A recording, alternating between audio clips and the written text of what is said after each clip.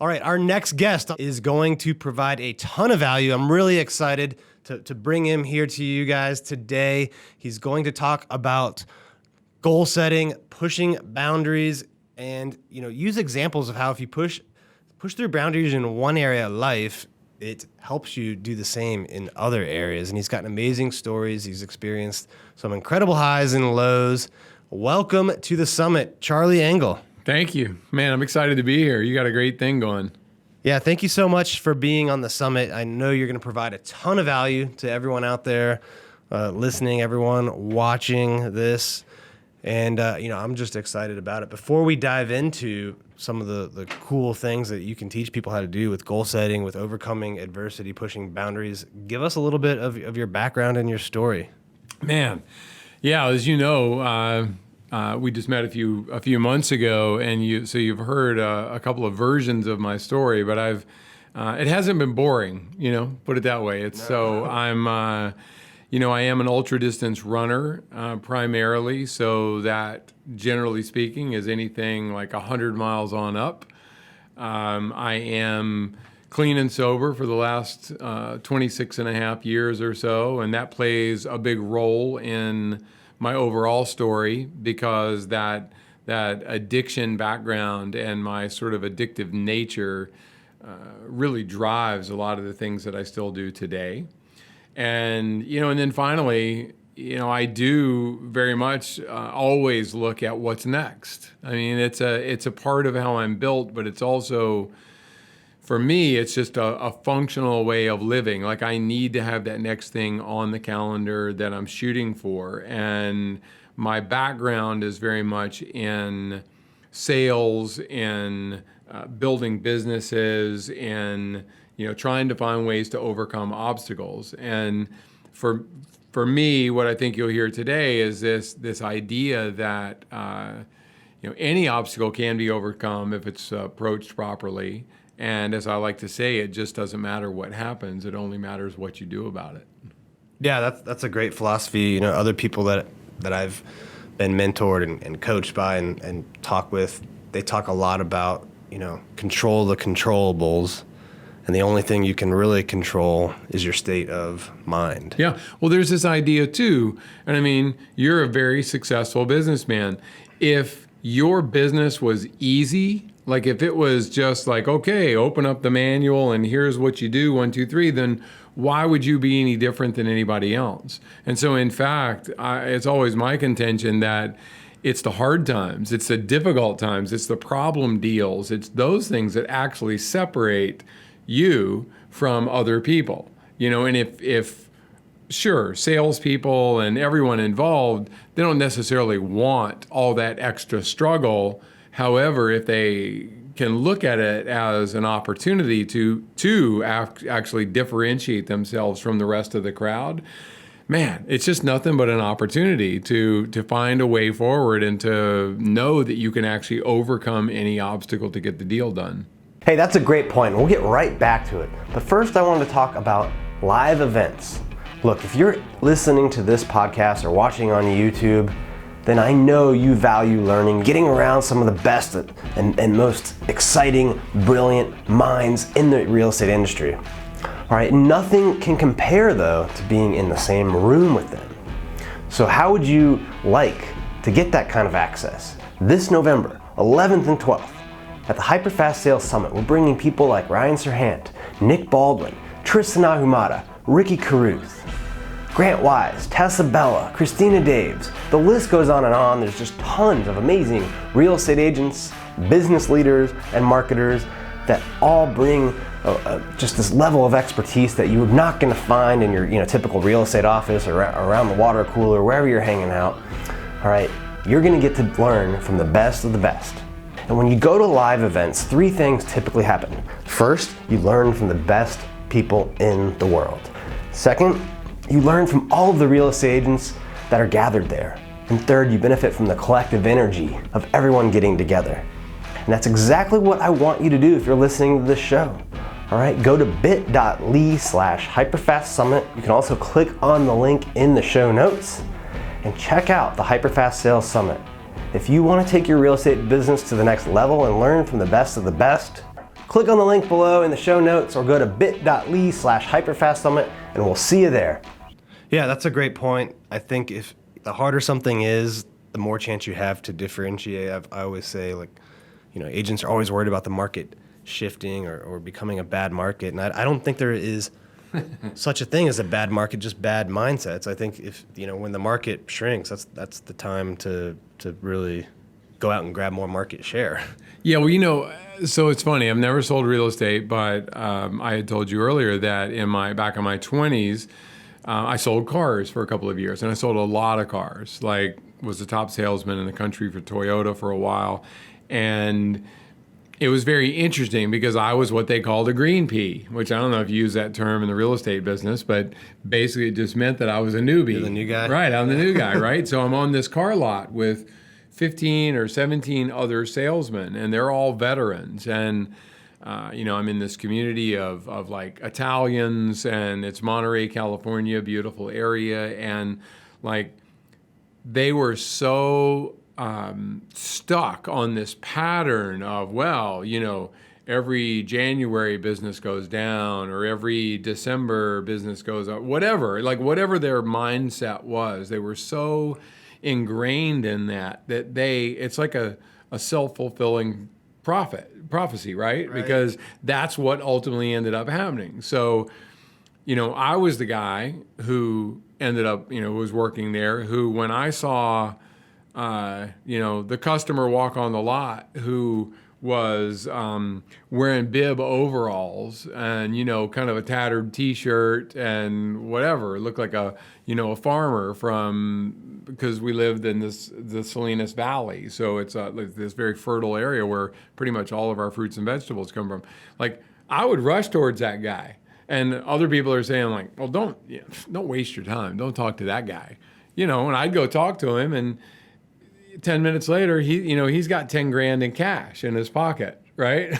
and he's buying a car, and he's driving off an hour later, and everybody else is like, that guy can't buy a car. And it was the best lesson ever for me to be surrounded by veterans who, a lot of them have been in the business for a long time, and they were sort of comfortable with this pattern of they knew who a good customer was, and they knew what a good time of year was. And I'm happy to say I kind of turned all that on its head, because there was no bad time. There was only me either being good or bad as a salesperson, and not, it was never the customer's fault. Right. If I did my job, they were going to buy a car. Yeah, and you can't control if that guy in the overalls has money, but you can control if you talk to him and if you engage him and if you build a relationship with him, right? And if he has money to buy the car, great, right? You can't control if there's less people coming in because it's January, but you can control how many people you talk to and your attitude about it. And I think a lot of real estate agents fall into that cycle too, where they get too caught up in the seasonality of it, and they just assume that between December and March they're going to have 2 or 3 bad months, and they do. Yeah. Well, sure, I get it in your business. You can look at the year-over-year things, and you can see trends that are probably, somewhat predictable. But obviously, somebody's still selling houses. Someone's getting those deals. It's not like the sales are zero. So if you go into that, I would think, if you go into that with the mindset that you're just not going to sell anything in those months, then guess what? You're probably not going to sell anything in those months, And I loved that mentality on the car lot that a lot of guys had, that, they were just sure that, nothing good was going to happen in those times. And I rocked it, I sold, more cars than anybody in the state of California for those years and those months. And it was a gift to me as far as I was concerned. Yeah, you chose not to adopt the mindset of letting, circumstance determine things and to control what you can control. And the other thing I kind of hear coming from you is struggle. The harder something is, the more chance to differentiate yourself, the stronger you'll be coming out on the other end of it. What are some of the struggles you've been through in your life? How did you get through them, and what has that led to? Yeah. So, I mean, man, in my 20s, I mean, from the time I was really 18 until 29, you know, I had a lot of problems, a lot of drug and alcohol problems. You know, my attitude was I was still usually the top salesperson at whatever job that I had, but it wasn't so much that I was an achiever as much as, you know, I wanted to make sure that I offset my really bad behavior on this side with overachieving on this side. And it took me a long time. You know, I went through this long, years and years long cycle of like moving to a new place, getting a good job, becoming the top salesman, getting a, you know, girlfriend, whatever. And like, that would be the first 6 months. And then I'd spend the next 6 months like destroying it, you know, and it was just, you know, I just wasn't mature enough. And I could not come to the understanding that I had a problem with drugs and that, you know, I was an addict and that I needed to find a way to actually make a change. And it took really the birth of my first son to change all of that for me, you know, and it wasn't magic though. It wasn't like a switch just flipped, you know. I thought that just his birth was actually going to change everything for me. And what it really did was teach me that, you know, he couldn't save me and that nobody was coming to save me. And that if I was going to actually get through this difficult situation and this addiction, that I was going to have to do it for myself. And, you know, I think that's it's easily the biggest challenge that I've ever faced. And when I look back on those years, you know, the lessons that I learned, the things I survived, I mean, they have actually made me very good at other things. Because when I got sober, I started running, as you know, and I got very serious about my running, and I ran a lot. I ran every day for the first 3 years of my sobriety, and I really took it seriously. And, you know, I had people actually accuse me even of just switching addictions of, you know, before I just was this screw up doing drugs and whatever, and now I'm just this guy who all I can do is run. And, you know, what they didn't understand was that you know, all those things that I was battling as an addict were about like not feeling anything and not being present there and not, you know, just not being part of, you know, the world I inhabited. And once I quit and I started running was all about being fully present all the time. You know, when you know, because you're a runner, you know, when you're running the marathon or whatever, you know, there's no hiding. There's nowhere to go. Like you are there feeling everything, the highs, the lows, everything good and bad, and you get a chance to actually be fully present. And so, you know, for me, the experience with addiction and then the recovery from addiction and using running as one of the mechanisms of actually getting sober really allowed me to understand. I always like to put it this way: when we get to the end of our lives, or, you know, at some point in our lives where somebody says, what are the things that you've done or what are the things that have happened to you that have shaped who you are? Nobody ever says, well, you know, my family was rich and life was super easy and, you know, I really didn't have to work for anything. And it's like, that's not the story we tell, because that's not what shapes us. You know, even if you do come from, you know, quote unquote easy situation, it's the hard things that actually shape us. Yeah. It's those things that challenge us that make all the difference. And so, you know, I always say that we shouldn't be trying to avoid those things. I'm not saying go out there and, you know, do drugs to seek hardship, but don't shy away from the really difficult things in life, because that's where all the good lessons are. Yeah, I agree. I mean, and I think you're right. Even if you think you have it easy or it looks easy from the outside, you know, people will focus on, but I didn't have this and I struggled with that, and those struggles really shape and define who we are. Yeah. Right? Totally. Well, and you know, and you're a parent and 3 times over now, and you have a new one in the house, and I love telling this story. My son, my 24-year-old, has started a nonprofit recently called Generation Less, which is this interesting idea. And I just love this visual, right? And that is that mom and dad are standing there, just like you and your wife did, looking down in the crib at this new, beautiful baby, right? And mom actually, looks at dad and says, I just want her to have so much less than we had when we were growing up. Like, because no parents ever say that. We always want somehow to give our kids more and more. Well, more doesn't help them become the people that we actually want them to be. It's hardship and growth and actually learning their own lessons and not being rescued from it. And this isn't a parenting summit here, but it is this idea of finding that middle ground for your employees, for your family, for yourself, where it's not always about rescuing people out of hard situations. It's letting them occasionally sort of flounder and then, offer some support for them to help themselves rather than just solving the problem for them. And, to me, those are the most effective lessons. No, I agree. I heard Tony Robbins once interview the founder of Vanguard. And he was talking about his children, and he said, the prospects of what they would do when they grew up. And he said, yeah, they didn't have the advantages I did. And Tony was like, well, what do you mean?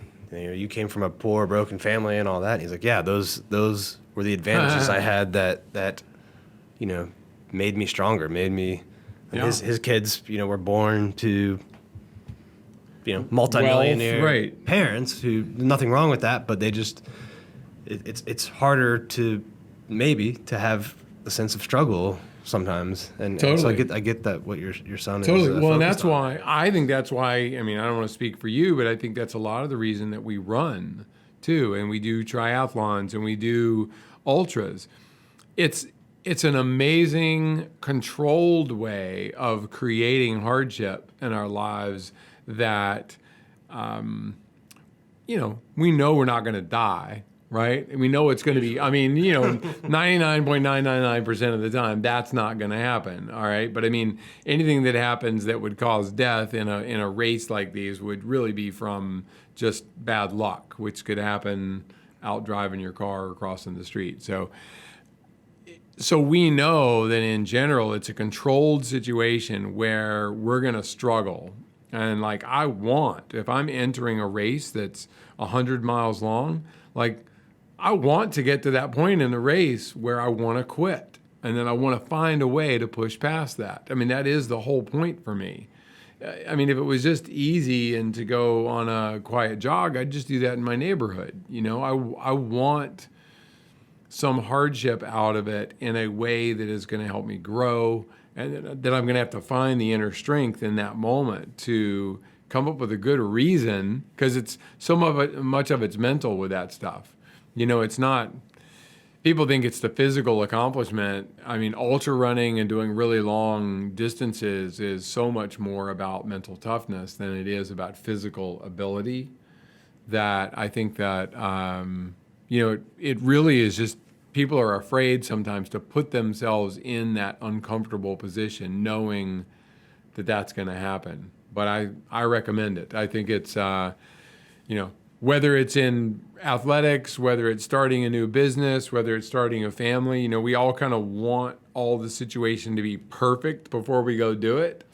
That never happens, first of all. Never is. You never have enough money in the bank to have another kid. You never have enough, whatever. It's just not, for most people, that doesn't happen. You just have it, and then you figure out how to handle it, how to deal with it, how to fight through the hard times. And that's the way I look at all of it, as that's the most useful way to go through this.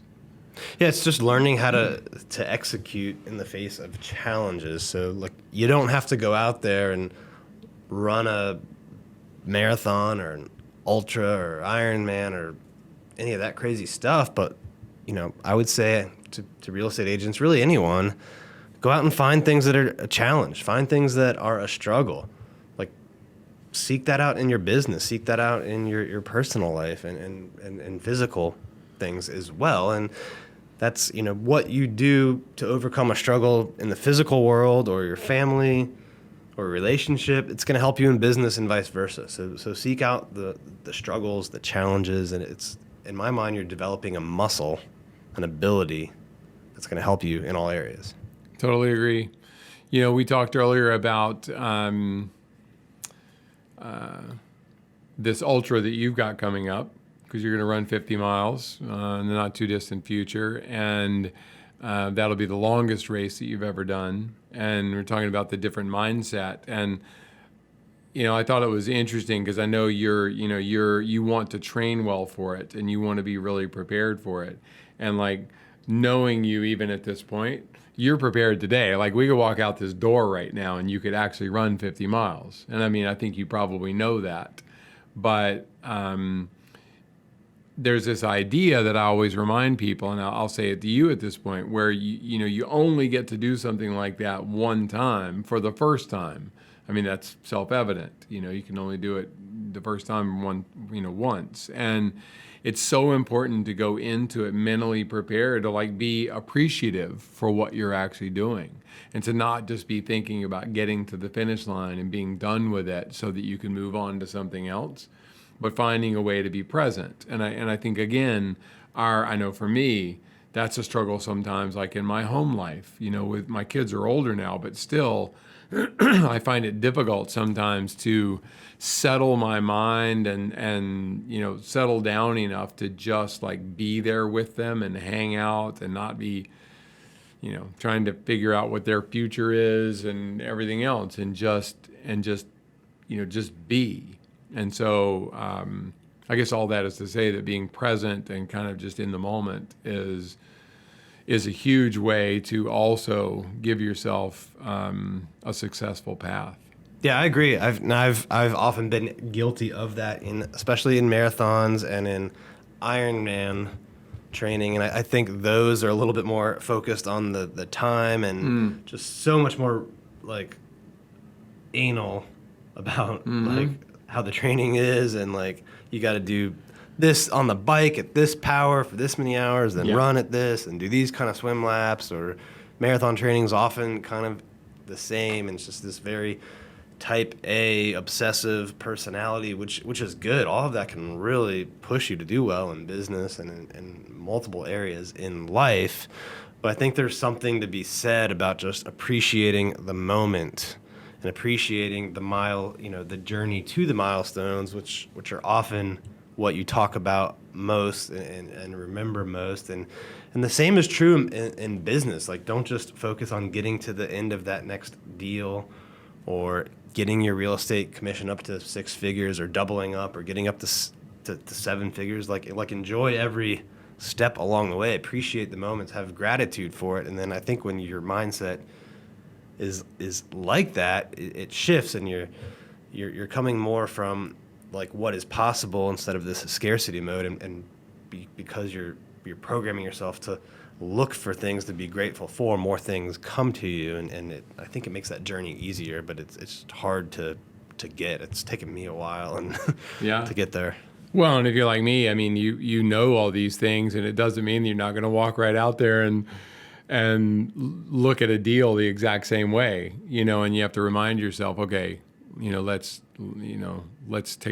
flip this on its head and come up with a new way of approaching it. And I don't know, you and I, you asked me earlier, and one of the things that that about me and that I'm known for is this very long run I did across the Sahara Desert.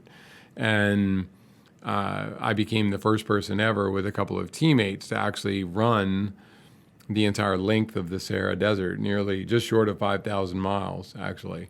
And yeah, it was who knew Africa was that big? It was a big place. And to do that, we actually ran nearly 2 marathons a day for 111 consecutive days without taking a day off. And it was, ground temperatures of 140 degrees, and, we ran out of food and water, and we got lost in sandstorms. And, we had a lot of really serious issues out there. And, one of the lessons that I had learned from sobriety is a saying that we've all heard quite often, which is one day at a time, right? But it's not just a saying. It is literally, it's a way of life. It's a mantra that works because, it took being out in the Sahara Desert and the team actually falling apart in the first week or 10 days to understand that, I couldn't run across Egypt before I got there. I had to focus on running across Mauritania or Mali or the country that I was in. I had to run today's miles today, and then tomorrow would come on its own without me having to do anything other than just be present and keep moving forward. And those were really hard lessons because I wanted to control the flow of everything instead of just allowing myself to be present there in the Sahara Desert and moving across it and making progress every single day and focusing just on that day. I was telling you earlier that I had two teammates out there with me too in the Sahara, and Matt Damon was producing this project, and he was narrating the film, and I felt a ton of pressure. That's a lot of pressure to have all the money backing it, a guy like Matt, watching every single day from back home, wanting reports on progress and on how everything was going. And, I always wanted to be a great report. But the fact of the matter is, on most days, things went completely to hell. Whatever the plan was for that day did not go as I wrote it down. It went, we lost tons of weight. We got lost in the desert. We ran out of water and food. And, we had dangerous situations out there too with armed men and pickup trucks and not understanding what was going on. And this was a crazy endurance expedition. But the mistake that I made during that time was I continued to focus so much on the end, on getting to the finish, that I forgot that I just needed to focus on what was right in front of me. And if I could get that done, then the next thing would come all on its own. And if I just kept doing that over and over, I would ultimately make it across the desert. And that's what happened. Yeah, I think that this concept of micro-tasking, I've heard you talk about that. I've heard Navy SEALs talk about that a lot before. If you want to go out and do 200 deals, 300 deals in a year, and you're at 20 deals right now, don't think about the 300. Plan that out, have that 2, 3, 4, 5 year vision, but map backwards from there. And what do you need to do today? And get that done. And then what do you need to do tomorrow when that day comes and get that done? I think a lot of people could benefit from that concept of microtasking, taking these big, audacious goals like running 5,000 miles across the desert or selling 500 homes, and then work backwards from there to the day you're at. Yeah. No, I mean, it's critical. And again, my wife, I'm not married to my kid's mom anymore, but back when our kids were little, it was the funniest thing. I mean, I was in a little panic attack over, my first son, and how are we? I'm watching my friends struggle with their 8-year-olds and 10-year-olds and even teenagers. And I'm like, oh my God, I can't imagine. How are we going to handle that? She's like, we only have to take care of a 1-year-old right now. Right. Don't worry about taking care of a teenager. You don't have a teenager right now. And by the time you get there, if you've taken all the steps up to that point where that kid becomes a teenager, then you will know how to handle that situation. So stay focused on the things that you can control, let go of the things that you can't, and find that good middle ground of hard work and determination and passion for what you're doing in the middle areas where it's a little more gray. And I think the other big, at least for me, and there's probably more, but the other big story or concept to take away from this story is actually the story that you tell yourself and the effect that has. And so walk us through the effect of the story that you told yourself first, and then you went and told others, and how that ultimately brought about this amazing. Yeah, thanks for bringing that up, because it is I do believe in the, it sounds cliche, but the power of not just positive thinking, but of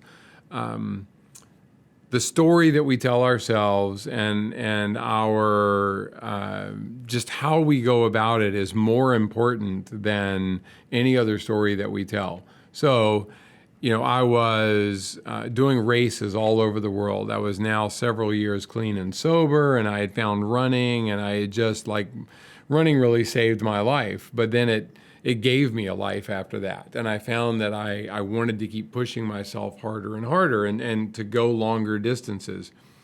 So I was in the Amazon jungle, and this guy who I'd never met before there actually said out loud to me, I wonder if anybody's ever run across the Sahara Desert. Would you ever be interested in that? And I literally told him that I thought he was crazy, and it was the worst idea I'd ever heard.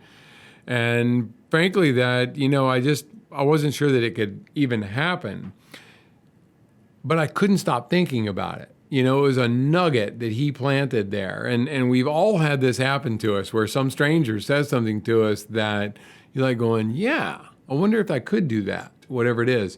So I got back to the U.S. after the race, and I started to research whether anyone had ever crossed the Sahara before. And it turns out they had not, go figure. And, first in the adventure world are really hard to come by. And so I made a snap decision in that moment when I figured that out, that I was going to become the first person to run across the Sahara. I just made up my mind that I was going to be the guy to do that.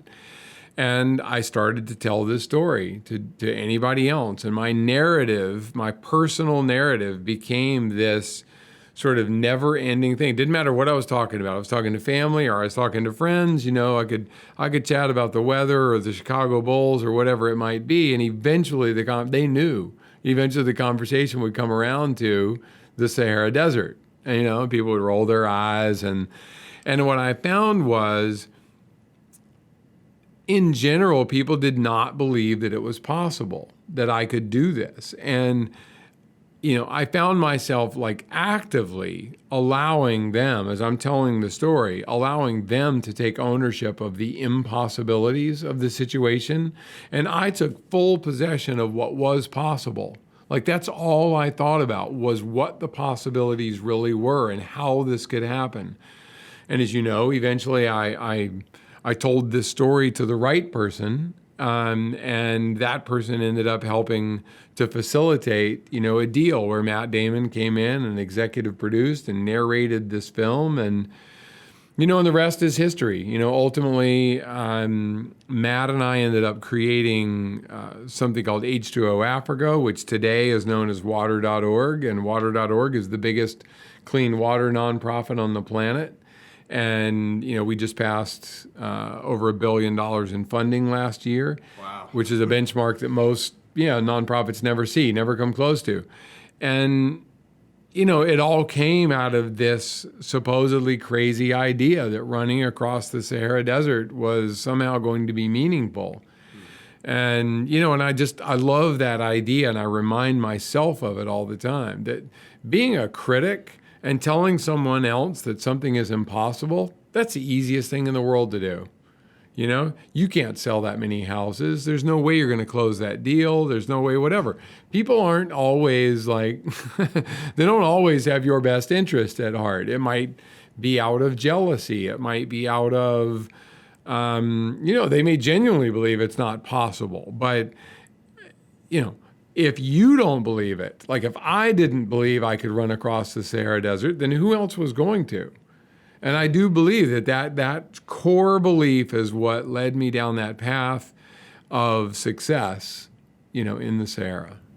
Yeah, I think so many people, they tell themselves a story of why something cannot happen, and then guess what? It doesn't happen.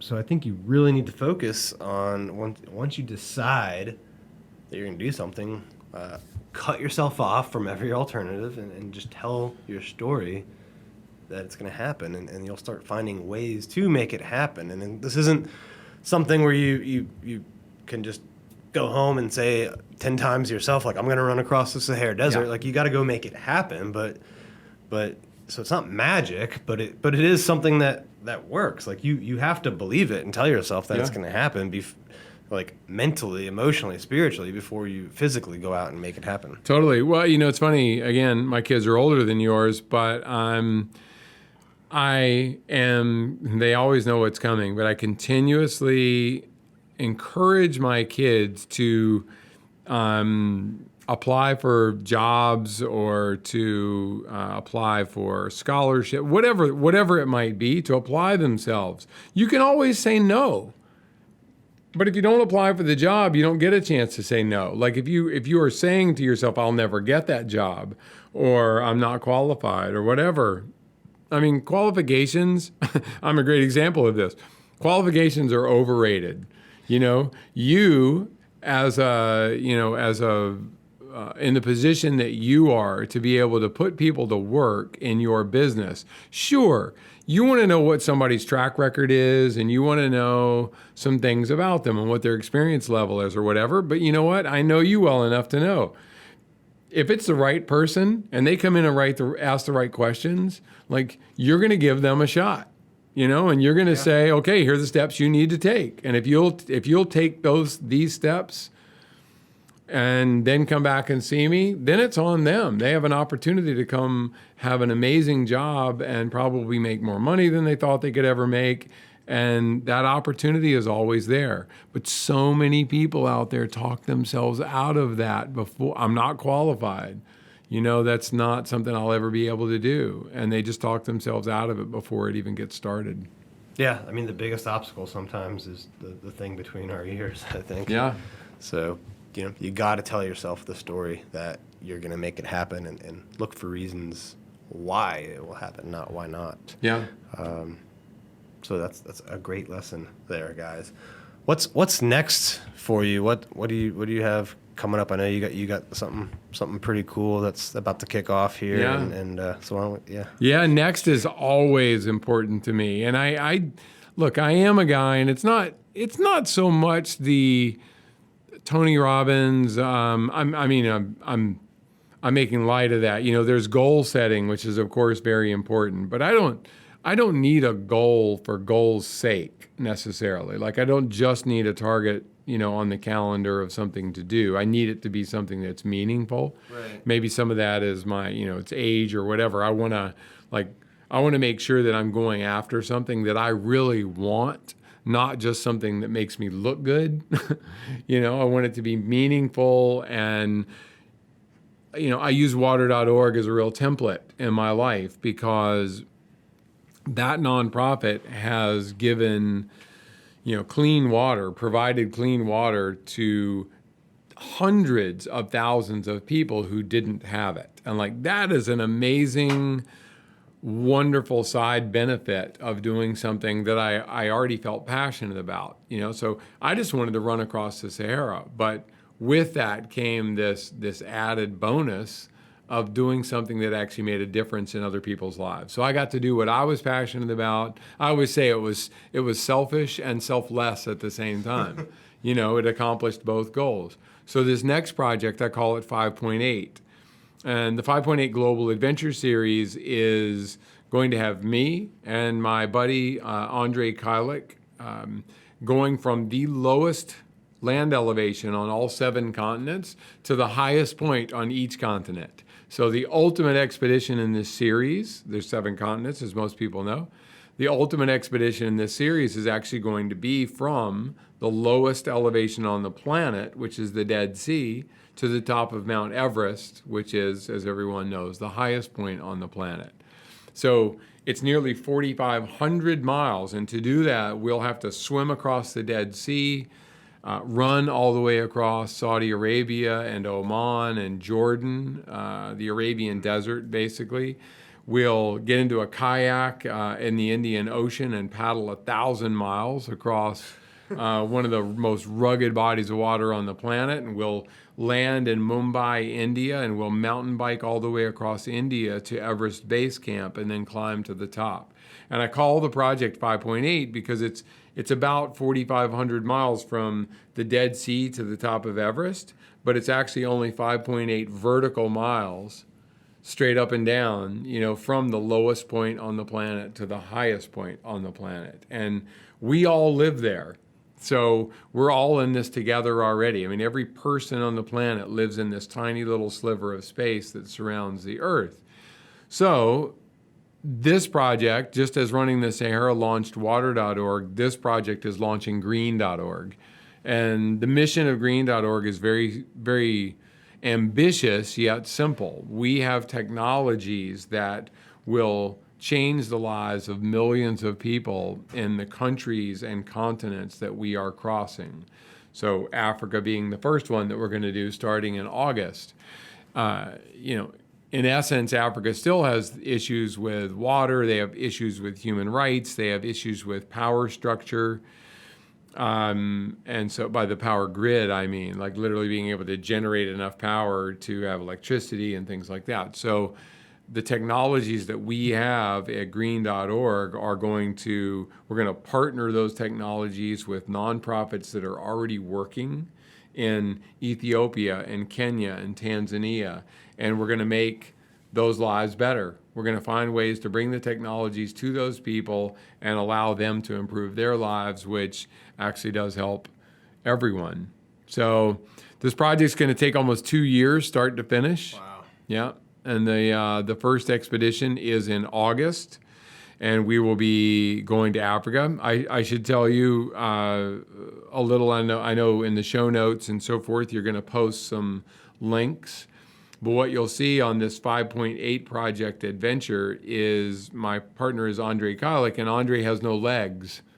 So I decided to partner with Andre because of his story, and we've been friends for a while. But Andre fell off a train platform when he was 23 years old and got run over by 5 train cars in Europe, and he was there studying. And now he's 40 years old, and he's a 2-time Ironman champion. So he did the Kona Ironman and actually won the disabled division. And he's done all these amazing physical accomplishments, and he is incredible at describing the steps of what it's taken to get from basically death, because he died on that train platform and was brought back to life, to where he is today, which is in this amazing position. And his story exemplifies low places to high points. He was at the lowest place you could possibly be. And now, he has a great job and a great family, and he's going to go on this journey with me, and we're going to tell some good stories. Hey, that's a great point. We'll get right back to it. But first, I wanted to talk about a problem that so many real estate agents are facing. In fact, nearly 90% of agents are facing this problem. And that's the problem of going out of business. And then most of the ones that do are still struggling. They're struggling to get the results they want. But look, it doesn't have to be that way. I know, because it wasn't that way for me. In my first year in real estate, I sold over $22 million in real estate volume. I wrote about it in my best-selling book, The Hyperlocal HyperFast Real Estate Agent, but I wanted to do something more for the industry. That's why I created the HyperFast Accelerator program. Now I know what you're thinking, not another coaching program, and I get it. The problem isn't lack of information. The problem is who to actually trust, who to believe. And most professional coaches never even sold themselves.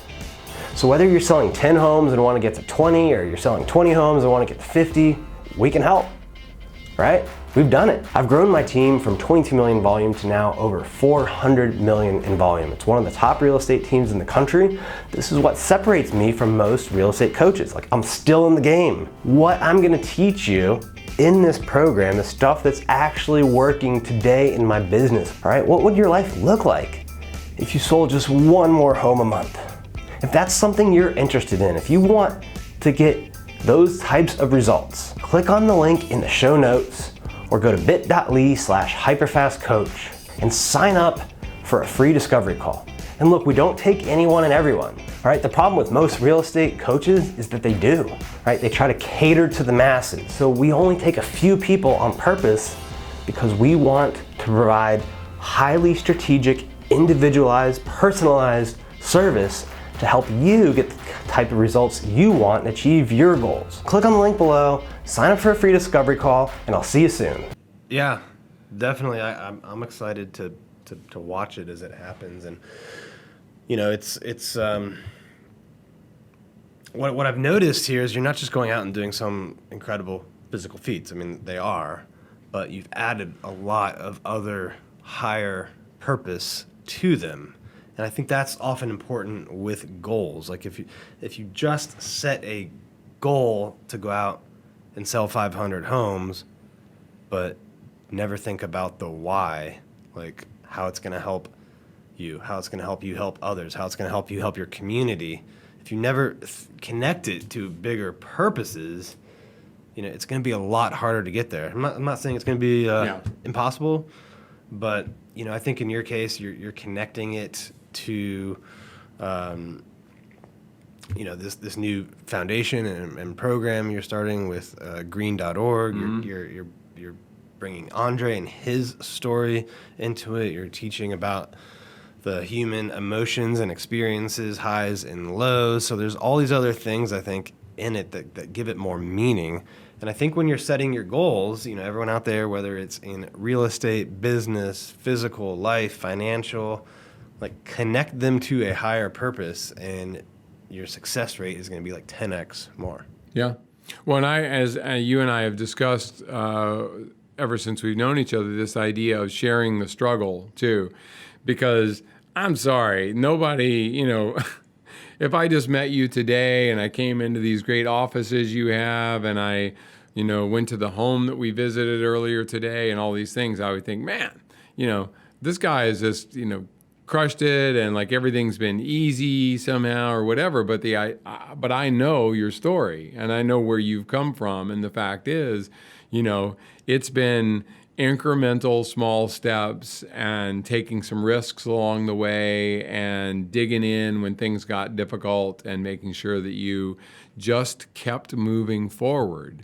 Because people have a habit, unfortunately, of very often, making poor decisions when things get difficult and making those decisions too fast. Instead of just keeping your head down and keep plowing forward and do the next small things that will get you to tomorrow, they end up pulling the plug. And it's been fun for me to just see the success that you've had and the company that you've built. I got a chance earlier today to actually take some time and meet a lot of the people that work with you, and it's such a quality group. And that we talked about vibe. Like I do a lot of speaking, and I step into a lot of rooms of companies, and man, you can feel if it's a company under a lot of pressure.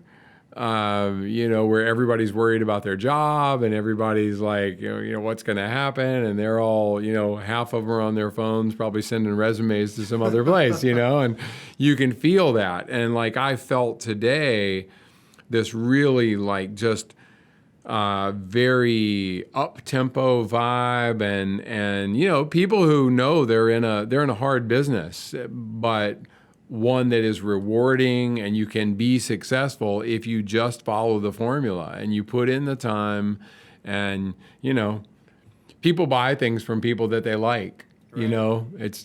Sales is not that complicated. I mean, I have bought things from people who didn't know a darn thing about their product just because I liked them, and I've not purchased things from people who were true experts in their field because I thought they were, just weren't people that I wanted to do business with. Give me that person that's going to be, upbeat. If they don't know the answer, they say, I don't know, but I'll find out. They make all the right steps. I want to work with that person. And, it's a testament to what you've built that I felt that today. Well, thank you. And, I think it's really real estate and probably almost anything else I can think of. The formula for success is just effort times time, right? You have effort and you have time, and you do it long enough and hard enough, you're going to find the success. The problem is people just get discouraged and they haven't put the time in yet. They don't see the results don't come fast enough, and they give up. The effort goes away, and the equation breaks down. So, yeah. I think that's one of the reasons that I'm attracted to certainly not at your level, but some of these ultra type events and races. It's just a way to exercise the muscle of putting that effort over time and not getting discouraged, overcoming setbacks, and seeing how far you can push it. Yeah. Well, and I mean, again, I got bad news for you. I didn't do my first ultra till I was like 35. So, you're practically just right in there. Who knows where you're gonna take this. And again, I think it's a metaphor for life. And I know, look, a lot of people listening might be thinking to themselves, "Oh, I hate running. Like, that's not something I even relate to." It's not about running. I mean, I do believe that running can bring about, for anyone, a transformation. It's just that running is uncomfortable physically, especially in the early stages. But how is that different than like getting into real estate? If the people listening will think about when they first got into it, like the fear involved, the lack of knowledge, can I actually do this? Am I going to be any good at it? Like all of those things. The discomfort, if you said to yourself, in your first week of work, like if I'm not comfortable with this job, then I'm going to quit. Then you'd quit because you're not going to be comfortable. Like it's not a guaranteed, you're not in a business that like says, I absolutely 100% guarantee you this is how it's going to go, because that's not the nature of the business. So, which is also why it's attractive. There's more, not just from a financial standpoint, but also from a challenge standpoint. The people that I know that are successful in your business are the ones who, man, they dig that, like that core sort of unknown. And like, if you can really embrace that and use it to your advantage, I think you can be hugely successed. And I mean, from what I've seen, you've been able to take that for yourself and take a few big gambles. I don't want to overstep my bounds, but we were talking about some of your, methods of like advertising even, these days. And honestly, I'm going through some of the same things myself with my own brand. Like where I need to be right now is I need to be more aggressive with things like social media and with, I need to take a risk and say, okay, in my budget, I need to spend a little bit of money on like social media advertising or whatever, instead of sticking to the sort of traditional ways of trying to attract people, because traditions change and we're in this changing environment where if you're not, look at what we're doing right here, this digital summit. Almost nobody does this, but this is where it's going. Like if you're not doing this kind of thing, then, what are you doing? Print advertising. Sorry for all those print advertising people out there, but it's if it's not a combination of things that includes digital and social and all of those things, then you're just sitting around waiting for the business to pass you by, because that's where it's going, and you got to take a little gamble here. The change is coming faster and faster and faster, so you got to keep up with it. Yeah.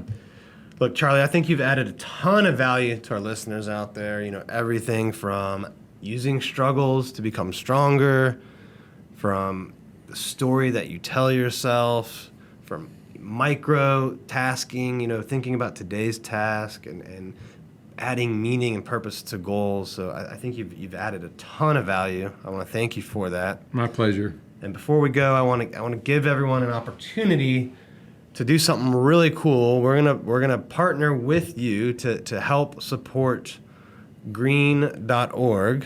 Fantastic. Right? So there's a button or a link in the notes on this page.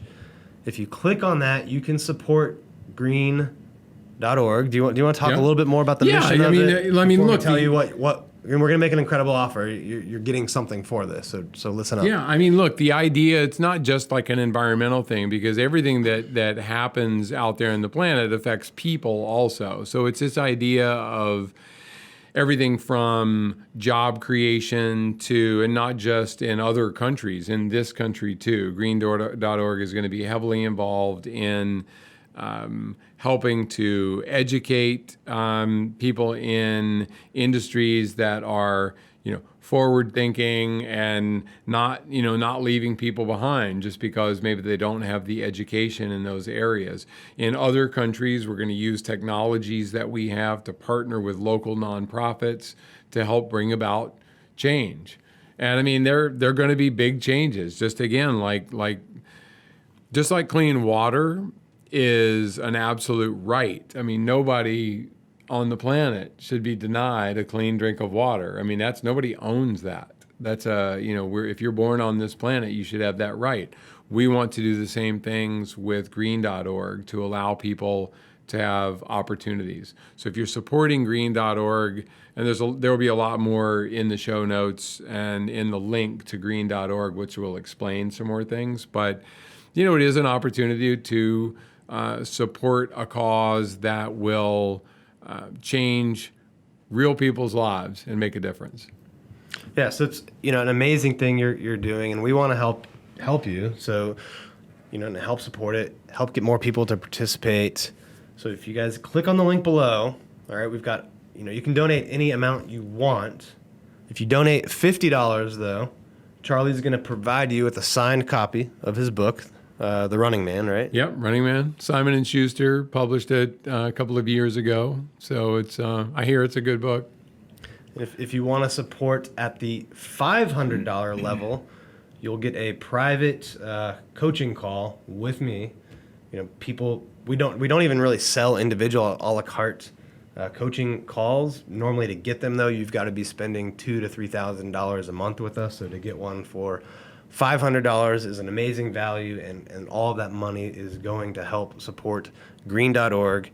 And if you really want to help green.org and really take a step that will help your business, right? This is something that will help your business more than anything we've talked about yet on this entire summit. But if you support Charlie at the $2,500 level, you'll get to come to one of our office visits. So you'll get to tour our office for an entire day, see how our $500 million a year sales teams works, meet with our listing team, our buyer agent team, sales manager, HR, inside sales agent team. So, you can donate any amount, but at those three levels, we're offering those amazing benefits. So, I encourage all of you to give what you can, and hopefully it's at one of those levels so that we can give you something back to help in return, to help you go out and sell more homes or be inspired from Charlie's book. Thank you, man. I appreciate that. And we didn't talk about this before, but I want to say, if anybody wants me to join one of your coaching calls and we want to, double team, give a little coaching, that's for whatever I have to offer there too, then count me in. So if I can help in any way where that's concerned, if people do sign up to actually come tour the offices and all that, maybe we get 2 or 3 of them to come at the same time. I live right in North Carolina. I'll pop right back up and come hang out for an afternoon. So, let's make it happen. Yeah, no, that would be incredible.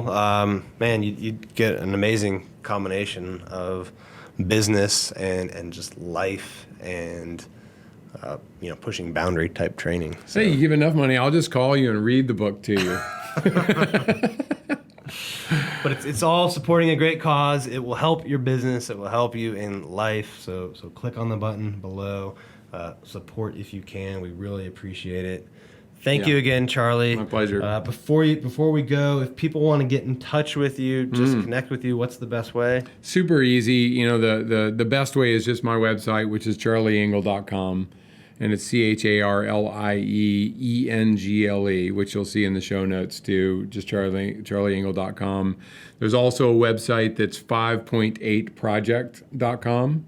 And you'll see that in the notes too, along with green.org. So those 3 ways. And I'm on all the regular social media. Instagram is the place I spend most time these days if I'm doing something. So it's a good way to find me. But on my website is my email and my phone number, and I'm the easiest person there is to get. So if you have a question about running or about addiction or recovery or, joining me on one of these big adventures, as you and I have talked about, since you're going to be coming on at least one of them, then feel free to reach out and let's have a chat. All right. Well, thanks again, Charlie, and I hope you guys enjoyed this as much as I did.